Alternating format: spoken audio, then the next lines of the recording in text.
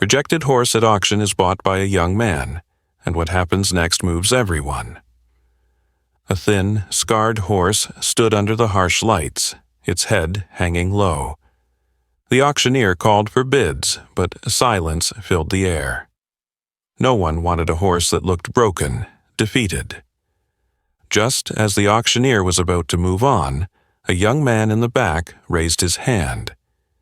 He saw something in that horse no one else did. Before standing in the auction ring, the horse had lived a life filled with hardship.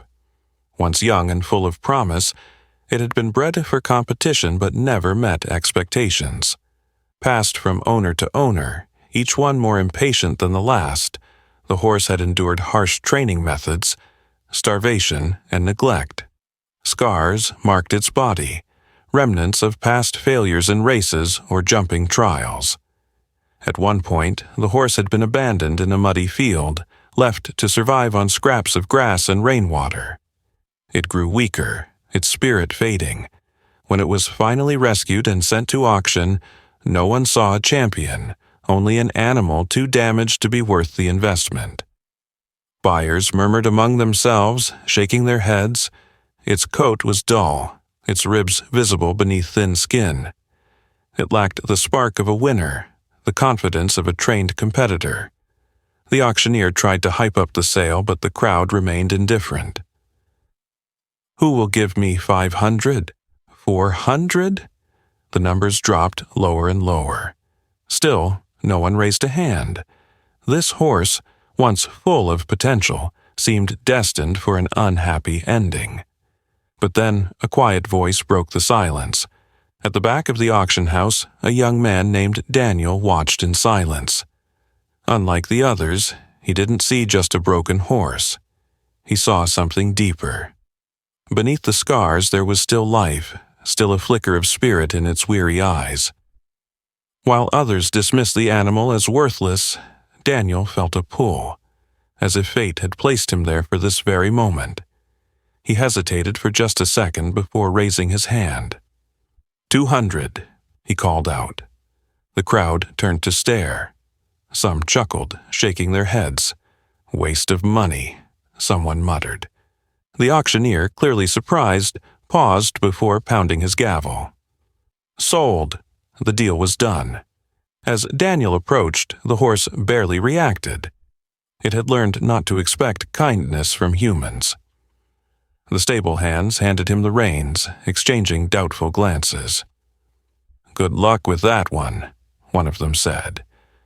But Daniel didn't care. He ran a gentle hand along the horse's neck, feeling the thinness of its frame, the rough patches where old wounds had healed. "You're not worthless," he whispered. "You just need someone to believe in you." With that, he led the horse away, determined to prove everyone wrong. Bringing the horse home was only the beginning. Daniel named him Spirit, not just for irony, but because he believed deep down that the fire within the horse hadn't been fully extinguished. But trust was not built overnight. At first, Spirit flinched at every movement, his muscles tense, his eyes filled with fear. Every time Daniel reached out, the horse would pull away, expecting pain instead of kindness. Daniel knew patience was the key. He spent hours simply sitting near Spirit's stall, speaking softly, letting the horse grow used to his presence. Each day, he brought fresh hay, clean water, and small treats, but Spirit barely touched them. The scars of the past weren't just on his body, they were in his heart. Days turned into weeks, and slowly, change began. One morning, Daniel reached out again, and this time, Spirit didn't pull away. Instead, the horse sniffed his hand cautiously before nudging it with his nose. It was a small moment, but to Daniel, it meant everything. From then on, their bond deepened. Spirit allowed Daniel to brush his coat, to lead him outside, to touch the places where old wounds had healed. And as his body regained strength, so did his spirit. For the first time in a long time, Spirit no longer looked like a horse that had been cast aside. He was beginning to believe in something new, the possibility of trust, of safety, of a second chance, and that second chance would soon turn into something even greater. As the weeks turned into months, Spirit's transformation was nothing short of miraculous. His coat, once dull and rough, now gleamed in the sunlight. His body, once frail and weak, had grown stronger with each passing day. But the most remarkable change was in his eyes. Where there had once been fear, now there was trust. And something else. Determination. One afternoon, while leading Spirit through the pasture, Daniel noticed something unexpected. The horse's ears perked up at the sight of a fallen tree branch in the distance. Before Daniel could react, Spirit broke into a trot, then a canter, then, without hesitation, he leaped over the branch effortlessly. Daniel stood frozen, his heart pounding. This was no ordinary horse. Beneath years of neglect and mistreatment, Spirit had been hiding something extraordinary, the heart of a jumper. Excitement surged through Daniel. He set up a small training course, guiding Spirit gently through each step. At first, the horse hesitated, uncertain. But with each passing day, his confidence grew. The once rejected auction horse was soaring over obstacles with ease, his movements powerful, graceful, and free. Daniel knew then that Spirit's story wasn't just about survival, it was about proving the world wrong. This horse, the one no one had wanted, had more potential than anyone could have imagined. And soon the world would see it too. All that was left was a chance to show them. And that moment was just around the corner.